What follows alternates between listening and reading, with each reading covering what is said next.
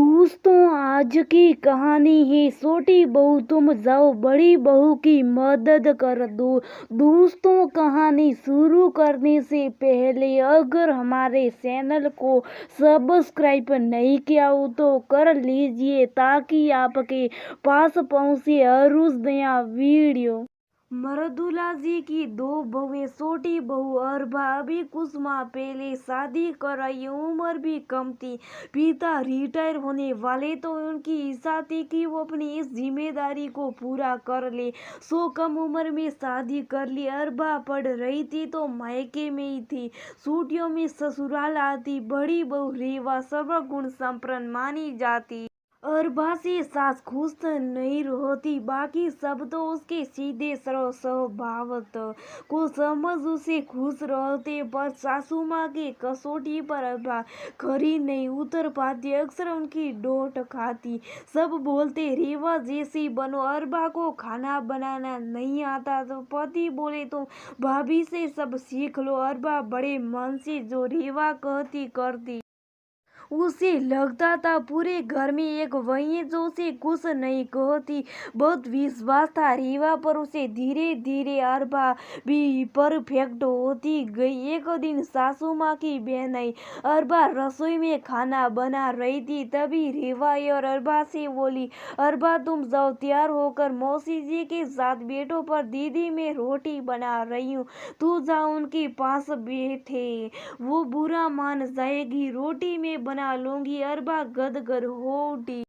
कितनी अच्छी उसकी जेठानी, लोग ऐसे बुरा कहते ननद जेठानी को। बिल्कुल बेने। अरबा तैयार हो मौसी जी के पास बैठ गई। मौसी जी देख रही। बड़ी बहू शाही नाश्ता ले आ रही, रसोई में खाना भी बना रही और छोटी बहू आराम से सज धज कर बैठी है।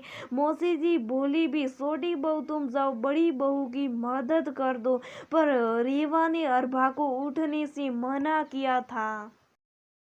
तो वो बोली, मौसी जी दीदी कर लेगी। जाते समय मौसी जी अपनी बहन को बोल गई, तुम्हारी छोटी बहू तो आलसी और बड़ी बहू बहुत काम करती है। सासू माँ कुछ नहीं बोली, वो अरबा को डांटती जरूर है पर उसके भोलेपन को भी जानती थी। अक्सर ऐसा होता जब कोई रिश्तेदार या मित्र घर आती, रेवा रसोई में पहुंच अरबा को हटा देती। उसकी इस हसाल को कोई समझ नहीं पा रहा था। सारे नाते रिश्ते में ये बात फैल गई कि छोटी बहू आलसी और काम नहीं कर। एक दिन सासू माँ किसी रिश्तेदार में गई। वहाँ किसी ने पूछा, सुना है मर्दुला दीदी आपकी छोटी बहू तो कोई काम ही नहीं करती, हमेशा बड़ी बहू काम करती देखती है। नहीं, अब तो छोटी बहू होशियार हो गई, खाना वही बनाती, रेवा तो थोड़ा बहुत मदद कर देती। सासू माँ बोली, अरे दीदी सब तो यही कहते हैं।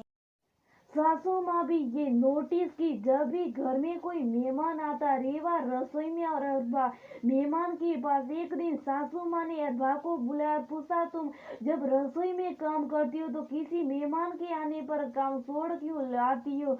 माँ रेवा दीदी भेजती है कि तुम जाओ मेहमान के साथ बैठो, कहीं मेहमान को बुरा ना लग जाए। अब सासू माँ को सारी बातें समझ में आ गई, पर सरल हदिया अरबा नहीं समझी। तब सासू माँ ने रेवा को भी बोला, जब अरबा रसोई में काम करती है तो तुम उसे वहां से हटाकर खुद क्यों करने लगती, अब उसे मत हटाना। अरबा को हुई समझाया कि मेहमान आने पर शाही नाश्ता तुम ही ले आओगी और जो काम करे उसे छोड़कर आने की जरूरत नहीं। पड़ता है सब तुम्हें आलसी करे, पर दीदी मेरा बुरा क्यों करेगी? अरबा अभी तक यह नहीं कर पा रही थी। एक दिन दोपहर में अरबा रेवा के कमरे में जा रही थी, तभी उसे रेवा की आवाज सुनाई दी। वो किसी को कह रही थी, अरे मैं तो अरबा को खूब बेवकूफ बनाती, सारे नाते रिश्ते में आलसी के नाम से जानी जाती हैं। तभी रेवा की निगाह दरवाजे पर खड़ी बड़बड़ाई आंखों से देखती अरबा पर पड़ी। रेवा का चेहरा चोरी पकड़े जाने की भावना से लाल हो गया।